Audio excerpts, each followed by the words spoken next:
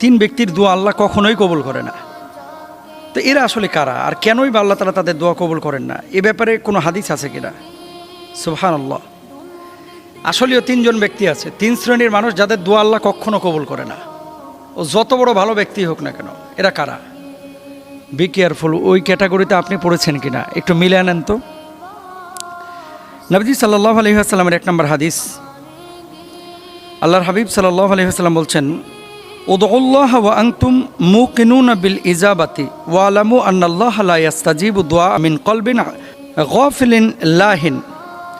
এটা আবু হুরায়রা রাদিয়াল্লাহু তাআলা আনহু থেকে বর্ণিত হাদিস। রাসূল আকরাম সাল্লাল্লাহু আলাইহি ওয়াসাল্লাম বলেছেন, তোমরা আল্লাহর কাছে দোয়া করো এই বিশ্বাস নিয়ে যে তিনি কবুল করবেন, আর জেনে রাখো আল্লাহ এমন দোয়া কবুল করেন না যা গাফেল, অমনোযোগী, উদাসীন হৃদয় থেকে করা হয়।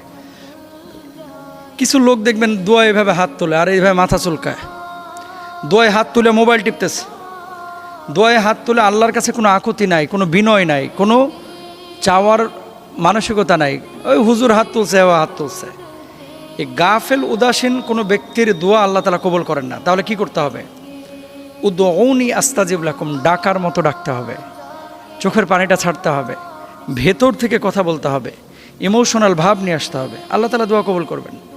এখন আপনি দোয়া করতেছেন এইভাবে হাত তুলে, হাত তুলছে আল্লাহর কাছে, আর মন হচ্ছে ফোনের দিকে, মন হচ্ছে প্রেমিকার দিকে, মন হচ্ছে দোকানের দিকে, মন হচ্ছে দুনিয়াবি সামানার দিকে, তাহলে তো দোয়া কবুল হবে না। তো 1 নম্বর ব্যক্তি গাফেল, যে তার দোয়া আল্লাহ তাআলা কবুল করেন না। 2 নম্বর, হারাম উপার্জন ও খাবারের কারণে দোয়া কবুল হয় না, যারা এর ধরনের কাজ করে। হাদিসের মধ্যে কি আছে? ইতুইলু সফরা আশআসা আকবার ইয়ামুদ্দু ইয়াদাইহি ইলাস সামা ইয়া রব্বি ওয়া মাতামুহু হারামুন ওয়া মাশরাবুহু হারামুন ওয়া গুদিয়া বিল হারাম ফাআন্না ইউস্তাজাবু লিযালিক। নবীজি বলেছেন যে এক ব্যক্তি যে খায় হারাম, পরে হারাম, যার শরীরটা হারাম দ্বারা গঠিত, দীর্ঘ সফরে ক্লান্ত অবস্থায় আকাশের দিকে হাত তুলে বলে, হে আমার রব, হে আমার রব, আপনি আমার দোয়া কবুল করেন, অথচ বেটা খায় হারাম, পরে হারাম, শরীর গঠন করেছে হারাম, এর দোয়াকে আল্লাহ কবুল করবেন না। তাহলে যারা হারামখোর, ঘুষখোর, সুদখোর, শরীরটা, রক্তটা, গোশতটা যার হারাম দিয়ে গঠিত, আল্লাহ তাআলা তার দোয়া কবুল করবেন না। এটা হচ্ছে 2 নম্বর। তাহলে দোয়া কবুলের জন্য প্রথম শর্ত হচ্ছে কি? ইবাদত বন্দেগীর পাশাপাশি হালাল উপার্জন আপনাকে করতে হবে। খাইবেন হারাম আর দোয়া করবেন ফটফটায় কবুল হবে, এটা হবে না। 3 নম্বর, তাড়াহুড়ো করে দোয়া ছেড়ে দেওয়া। ইউস্তাজাবু লিআহাদিকুম মা লাম ইয়াজাল ইয়াকুলু দাআউতু ফালাম ইউস্তাজাব লি। তোমাদের দোয়া কবুল করা হয় যতক্ষণ না সে তাড়াহুড়া করে বলে আমি দোয়া করছি কিন্তু আমার দোয়া কবুল হয়নি। কোনো ব্যক্তি যদি দোয়া করার পরে রাতারাতি কবুল করতে চায় যে আল্লাহ কেন কবুল করছে না, হুজুর এত দোয়া করলাম জীবনে কোনো দোয়া তো কবুল হচ্ছে না। দেখেন, দোয়া কবুল হবেই 3টা পদ্ধতিতে, হয় দুনিয়ায় পাবেন, অথবা আখেরাতে পাবেন, অথবা দেরিতে পাবেন। পাবেন 100%, এটা আল্লাহর ঘোষণা। এখন আপনি পাচ্ছেন না, সমস্যা আপনার, আপনি ডাকার মতো ডাকতে পারছেন না। অনেক বিষয় আছে, যেমন এই দোয়াটা এখন কবুল করলে আপনি চাচ্ছেন আল্লাহর কাছে 1 কোটি টাকা দেন। এখন আপনারা এখন যদি 1 কোটি টাকা দেওয়া হয়, 1 কোটির ভার আপনি সামলাইতে পারবেন? মানেটা কি? কিছু মানুষ আছে এই গাঞ্জাখোর যেগুলা, ওই 1 কোটি পায়ে গাঞ্জা খায় শেষ করে ফেলবে। আর যখন আপনার বাচ্চা কাচ্চা হবে তখন 1 কোটি দিলে হয়তো বা বাচ্চার দিকে মায়া জন্মাবে এবং 5টা মানুষের রুটি রুজি হবে, তা আল্লাহ তখন সেটা আপনাকে দেবে। আপনি এখন এত তাড়াহুড়া করছেন কেন? এই জন্য দোয়া করে কেউ যদি তাড়াহুড়া করে, এর দোয়া কবুল হয় না। স্থির হইতে হয়, তাওয়াক্কুল করতে হয়, ধৈর্য ধারণ করতে হয়, তাহলে এই দোয়া কবুল হয়। আল্লাহ সুবহানাহু ওয়া তাআলা বলছেন, ওয়াইদা সালাকা ইবাদি আন্নী ফা ইন্নী করিব উজিবু দাওয়াতাদ দাঈ ইযা দাআন। আমার বান্দারা যখন আমার সম্পর্কে জিজ্ঞেস করে, আমার কাছে চায়, আমি তো খুবই কাছে, এবং আমি দোয়াকারীর দোয়া কবুল করি যখন সে আমাকে ডাকে। সুবহানাল্লাহ। এই জন্য আমরা ডাকতে থাকবো, দোয়া কবুল আল্লাহ নিঃসন্দেহে করবেন ইনশাআল্লাহ। বিয়ে হওয়া হলো 17 বছর, এখনও বাচ্চা কাচ্চা হচ্ছে না। নিঃসন্তান দম্পতির বাচ্চা কাচ্চা হওয়ার জন্য কোনো আমল আছে কি না? কয়েকবার কনসেপ্ট করেছি কিন্তু বাচ্চা পেটের ভিতরে নষ্ট হয়ে যাচ্ছে। বারংবার এমনটা হচ্ছে, ডাক্তার কোনো কারণ খুঁজে পাচ্ছেন না। এমত অবস্থায় আমাদের করণীয় কি? দেখেন, ইয়াহাবু লিমান ইয়াশা ইনাসা ওয়া ইয়াহাবু লিমান ইয়াশা উযযুকুর আও ইযাওয়িজুহুম যুকরান ওয়া ইনাসা। সন্তান দানের একমাত্র মালিক হচ্ছে আল্লাহ সুবহানাহু ওয়া তাআলা। তিনি যাকে ইচ্ছে ছেলে দান করেন, যাকে ইচ্ছে মেয়ে দান করেন, যাকে ইচ্ছে ছেলেও দেন না, মেয়েও দেন না, বন্ধা করে রেখে দেন। 17 বছর মাত্র কয়েকদিন। ইব্রাহিম আলাইহিস সালাতু ওয়াস সালাম বাপ হয়েছে 82 বছরে, সুবহানাল্লাহ। তো তিনি যদি 82 বছরে বাবা হতে পারেন, আপনারাও বাবা মা হতে পারবেন ইনশাল্লাহ। আরও সময় চলে গেল, কোনো সমস্যা নেই, কিন্তু আল্লাহর ইশারা হওয়া লাগবে। এখন আপনার প্রশ্নটা যে কি করলে হবে, পেটের ভিতরে বাচ্চা আসছে, নষ্ট হয়ে যাচ্ছে।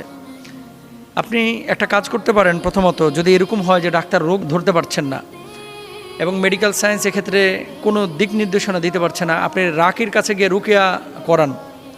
পেটের ভিতরে বাচ্চা নষ্ট হয়ে যাচ্ছে, এখানে কেউ কুফুরি টুফুরি করছে কিনা। আর নিঃসন্তান দম্পতির জন্য 1 নম্বর দোয়াটা হবে রব্বি হাবলি মিনাস সালিহিন।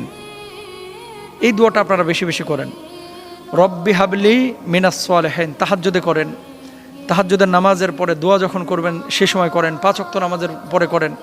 ইব্রাহিম আলাইহিস সালাতু ওয়াস সালাম এই দোয়া করেছেন। এরপরে জাকারিয়া আলাইহিস সালাতু ওয়াস সালাম এই দোয়া করেছেন। কমন একটি দোয়া আপনারা সকলে জানেন, রব্বানা হাবলানা মিন আজওয়াজিনা ওয়া যুররিয়াতিনা কুররাতা আ'ইউনিন ওয়াজআলনা লিল মুত্তাকিনা ইমামা। এই দোয়াটা করবেন। আর হযরতে জাকারিয়া আলাইহিস সালাতু ওয়াস সালাম যখন বৃদ্ধ হয়েছেন তখনও তিনি সন্তান লাভ করেন নাই, তিনি একটা দোয়া করতেন। এই দোয়াটা কি? রব্বি হাবলি মিন লাদুনকা যুররিয়াতান তাইয়্যিবা ইন্নাকা সামিউদ দুআ। 5 ওয়াক্ত নামাজের পরে এটা দোয়া করেন। যদি 5 ওয়াক্ত নামাজের পরে না করতে পারেন, সকাল সন্ধ্যায় দোয়াটা করেন ইনশাআল্লাহ। বেশি বেশি যখনই ফ্রি থাকেন এই দোয়া করেন। এগুলো কিন্তু কোরআনের আয়াত। এবং আরেকটি দোয়া তিনি করেছেন, রব্বিলা তাদারনি ফারদা ওয়া আনতা খায়রুল ওয়ারিসিন। হে আমার রব, আমাকে একা রেখো না, তুমি তো সর্বোত্তম উত্তরাধিকারী। সুবহানাল্লাহ। আল্লাহর কাছে এইভাবে যখন বলবেন যে আল্লাহ, পৃথিবীর কোনো মানুষ তো সন্তান দিতে পারে না, আপনি তো দিতে পারেন, আপনি আমাকে একটা সুসন্তান দেন না আল্লাহ। আপনি এভাবে আল্লাহকে বলেন, রব্বিল্লা তাদারনি ফারদা ওয়া আনতা খায়রুল ওয়ারিসিন। সকালে বলেন, বিকালে বলেন, সন্ধ্যায় বলেন, রাতে বলেন, 5 ওয়াক্ত নামাজের পরে বলেন। এরপরে 5 নম্বরে আল্লাহর খাঁটি বান্দাদের দোয়া। আল্লাহর খাঁটি বান্দাদের দোয়া, ওই যে শুরুতে যেটা বলেছি, রব্বানা হাবলানা মিন আজওয়াজিনা ওয়া যুররিয়াতিনা কুররাতা আ'ইউন ওয়াজআলনা লিল মুত্তাকিনা ইমামা। দেখেন, আল্লাহ আপনাকে একজন সন্তান দিলেন এবং এটা দুষ্ট সন্তান দিলেন, লাভটা কি? এর চাইতে নিঃসন্তান থাকাই তো ভালো। আর যদি সন্তান এমন সন্তান যেটা আপনার নাজাতের ওসিলা হবে, আপনার চোখের প্রশান্তির কারণ হবে, এমন সন্তান আপনি চাইবেন আল্লাহর কাছে, এজন্য এই দোয়াটা করতে হবে। 6 নম্বরে বেশি বেশি ইস্তেগফার করবেন। আস্তাগফিরুল্লাহ আস্তাগফিরুল্লাহ আস্তাগফিরুল্লাহ। গুনাহমুক্ত জীবনযাপন করবেন। নিয়মিত ইস্তেগফার করলে আসমানি বারাকার দরওয়াজা আল্লাহ তাআলা আপনার জন্য একেবারে উন্মুক্ত করে দেবেন। রাসূল আকরাম সাল্লাল্লাহু আলাইহি ওয়াসাল্লাম বলছেন, যে ব্যক্তি নিয়মিত ইস্তেগফার করবে, আল্লাহ তাআলা তার সংকটকে দূরীভূত করে দিয়ে উত্তরণের পথ বাইর করে দেবেন, সব দুশ্চিন্তা মিটিয়ে দেবেন এবং অকল্পনীয় উৎস থেকে তার রিজিকের সংস্থান করে দেবেন। সুবহানাল্লাহ। সন্তান সন্ততি এটাও কিন্তু একটা রিজিকের অন্তর্ভুক্ত। সবশেষ যে আমলটা করবেন, স্বামী স্ত্রী একান্ত মিলনের সময়, সম্পর্ক স্থাপনের সময় দোয়া করবেন, বিসমিল্লাহি আল্লাহুম্মা জান্নিবনা শাইতান ও জান্নিবুশ শাইতান মা রাযাকতানা। এই দোয়াটা আপনারা বেশি বেশি পড়বেন ইনশাআল্লাহ।